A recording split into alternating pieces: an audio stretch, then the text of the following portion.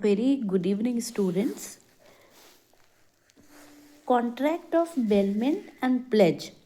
Bailment क्या होता है? Simply, the word bailment is derived from a French word bailer, which means to deliver something.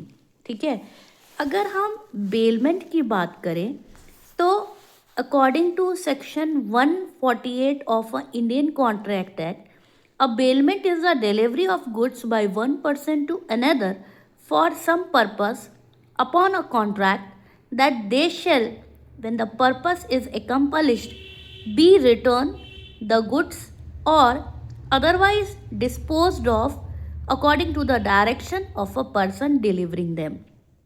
Bailment में क्या होता है? ए बी यानी दो पार्टीज के बीच में कॉन्ट्रैक्ट होता है और कोई भी एक सर्टेन गुड्स ए बी को दे रहा है तो कुछ समय के लिए देता है और वो यूज़ करता है कुछ टाइम के लिए उस गुड्स को और उसके लिए उसको कुछ चार्ज पे करना पड़ता है और आफ्टर दैट एक सर्टेन टाइम पीरियड के बाद जितने टाइम की बात हुई है, जितने समय का कॉन्ट्रैक्ट हुआ है, उस गुड्स को वापस कर दिया जाता है. इसमें दो पार्टीज होते हैं, एक बेलर और एक बेली कहलाता है.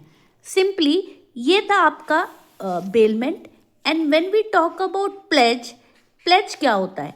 सिंपल, हम किसी भी टाइप का जो लोन लेते हैं, any type of loan we are taken from bank, instead of that we are kept our property papers, jewellery और समथिंग एल्स जिसके बदले में हमें लोन प्रोवाइड किया जाता है. तो प्लेज की अगर हम बात करें तो simple, the bailment of goods are bailed is deemed to be terminated on the expiry of the fixed date. But when we talk about contract of pledge, simple, pledge में भी दो पार्टीज है तो pledge is also originate from contract.